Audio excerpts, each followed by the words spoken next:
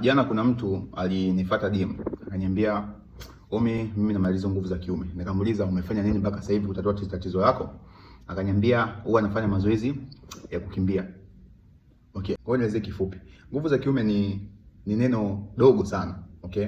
Lakini na maana kubwa. Nguvu za kiume sio tu matatizo ya mfumo nguvu za matatizo tu ya mfumo wa uzazi.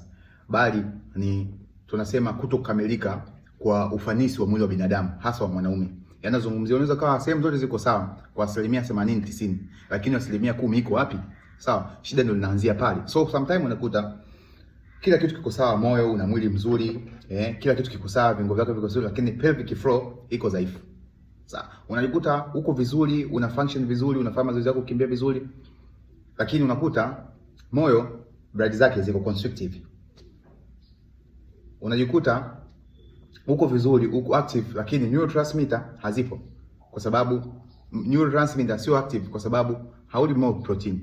Sawa, blood vessels zimeconstrictive kwa sababu kwenye moyo wako, kwa sababu unatumia mafuta ya mbegu.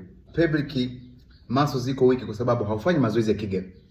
So kuna factor nyingi ambazo wengi tunaamini si nguvu za kiume, basi ni tatizo la huko tu. No, ni tatizo la moyo, tatizo la mkono, tatizo la mgongo, tatizo la kiuno, tatizo la kila kitu, tatizo la miguu. Hizo ndio maana nguvu za kiume.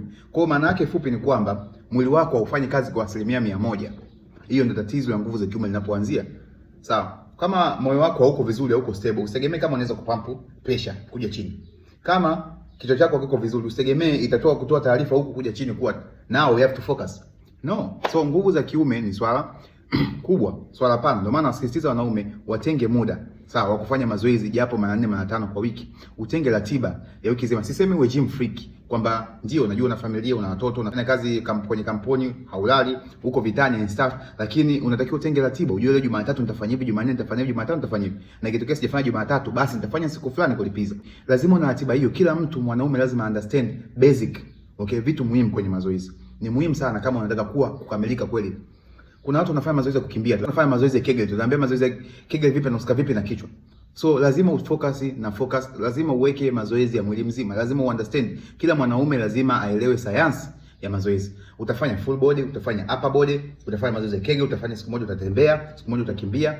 Kutembea pia kuna ni muhimu pia ku remove radicals. Kwa lazima unafahamu hizo science na usianze kuhangaika tu kumeza viaga. Kumbe tatizo ni misuli ya pelvic iko dhaifu. So na tumegeneralize kwa mazoezi ya kukimbia ndio mazoezi ya mwili mzima. That's not true. Lazima utenge muda ufanye mazoezi ya mwili mzima. Leo nitafanya kitu fulani, nitafanya kitu fulani, nitafanya kitu fulani. That's it, na utakuwa sawa. Na inahitaji consistency. So sio ukafanya siku 2, siku 3 umeacha.